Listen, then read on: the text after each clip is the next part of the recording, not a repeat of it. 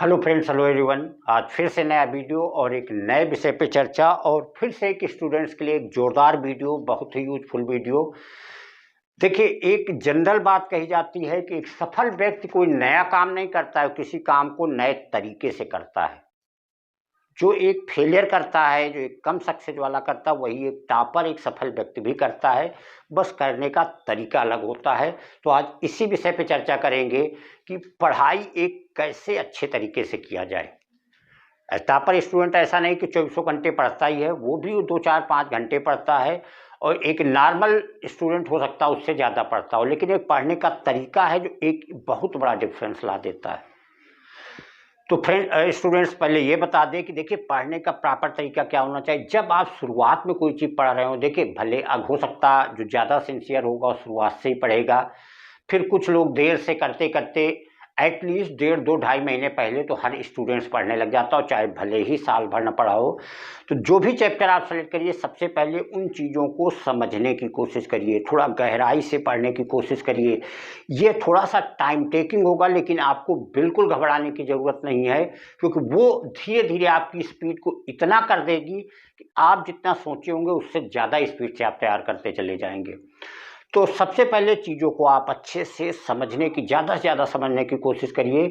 जितने चैप्टर्स अगर आप शुरुआत से कर रहे हैं तब तो सारी चीज़ें पढ़ेंगे, अगर कम टाइम में पढ़ाई कर रहे हैं तो आप सेलेक्टिव पढ़ाई कर रहे होंगे।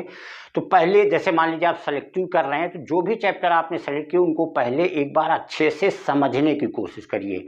अभी याद हो रहे नहीं हो रहे हैं उसके लिए बिल्कुल परेशान मत होइए। सेकेंड स्टेप, जब आप उनको रिविज़न करेंगे, दोबारा आप पढ़ रहे होंगे, तो चीज़ों को आप ऑलरेडी उनको समझ चुके। देखिए, एक बार आप समझ जाएंगे, चीज़ें दिमाग में मिस करेगा, लेकिन आप दोबारा देखेंगे तुरंत आपको याद आ जाएगा।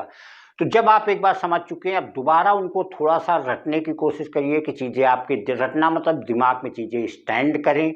और उसके बाद जब आपकी अच्छे से समझ लिया है, थोड़ा सा आपके दिमाग में बातें आ भी गई हैं, तब उसके बाद उनको सीधे से रट डालिए, क्योंकि एग्ज़ाम होता है, आपको सारी चीज़ें विद इन टाइम परफॉर्म करनी होती हैं, विद इन टाइम करनी होती हैं। और जितनी चीज़ें हों, जब आप उसके बाद एक दो बार रिवाइज कर लें, सारी चीज़ें आपको लगा कि ये चैप्टर समझ के हमें तैयार भी हो गया, याद भी हो गया, तो आप उसको शॉर्ट में एक समराइज नोट्स जरूर बना लीजिए। पूरे चैप्टर आप देखेंगे 10 15 पन्ने के एक चैप्टर, आपको अगर थ्योरी तो 1 से 1.5 पेज में आ जाएगी।